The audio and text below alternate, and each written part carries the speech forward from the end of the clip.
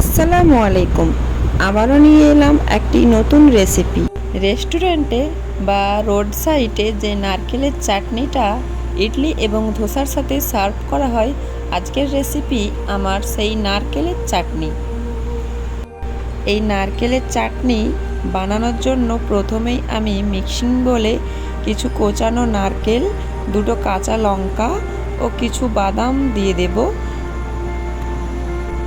এরপর আমি সামান্য জল দিয়ে দিলাম এবং এখানে আমি লবণটা দিচ্ছি না, কারণ আমার বাদামে লবণ আছে। আপনাদের দরকার হলে আপনারা লবণ দেবেন।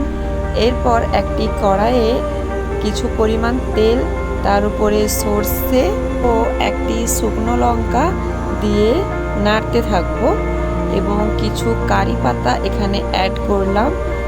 এইভাবে কিছুক্ষণ অনবরত নাড়তে থাকবো।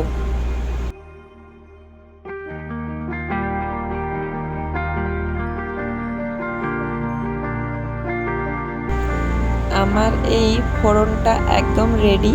এরপর আমি ওই চাটনির ওপর ছক দিয়ে দেব, এটা টেস্ট দ্বিগুণ বাড়ানোর জন্য। আমার রেসিপিটি কেমন লাগলো জানিও, লাইক কমেন্ট শেয়ার করো এবং সাবস্ক্রাইব করে অবশ্যই পাশে থেকো।